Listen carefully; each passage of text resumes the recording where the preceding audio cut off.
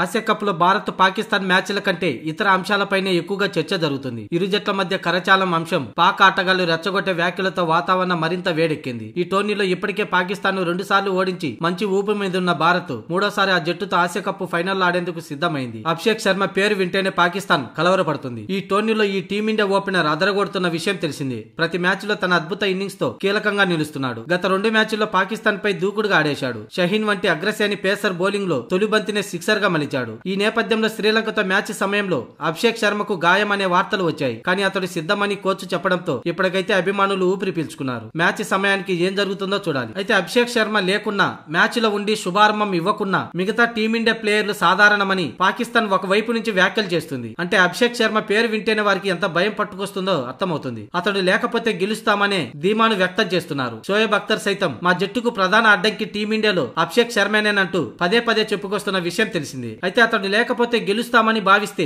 పాకిస్తాన్ పగటి కళ్ళలు కన్నట్టే అని నెటిజన్లు తిప్పికొడుతున్నారు. ఎప్పటికైనా టీమిండియా గణాంకాలు చూస్తే పాకిస్తాన్ పై టీమిండియాది ఆధిపత్యం. ఈ విషయాన్ని మర్చిపోకూడదని అంటున్నారు. కాగా టీ20లో భారత్ అద్భుతమైన ఆధిపత్యం చెలాయిస్తుంది. ఈ ఫార్మాట్ లో ఐసీసీ ర్యాంకింగ్స్ లో నెంబర్ 1 స్థానంలో కొనసాగుతుంది. అయితే ప్రస్తుతం అభిషేక్ శర్మ వీరోచిత ఇన్నింగ్స్ లో ఆడుతున్నా అంతకంటే ముందే టీమిండియా పొట్టి ఫార్మాట్ లో సూపర్ పవర్ గా నిలిచింది. 2024లో 24 మ్యాచ్లు ఆడితే కేవలం 2 మాత్రమే ఓడింది. విజయాల శాతం 92.31 గా ఉంది. అప్పటికి అభిషేక్ శర్మ జట్టులో లేడు. అయినా సరే భారత్ ను ప్రత్యర్థులు ఓడించలేకపోయారు. ఇది పాకిస్తాన్ గమనించాల్సి ఉంది. టీమిండియాలో ప్రతి ఒక్క ప్లేయరు ప్రమాదకరమే అని గణకాలే చెబుతున్నాయి. కాగా దుబాయ్ ఇంటర్నేషనల్ క్రికెట్ స్టేడియం వేదికగా ఈ రోజు రాత్రి 8 గంటలకి ఫైనల్ మ్యాచ్ జరగనుంది.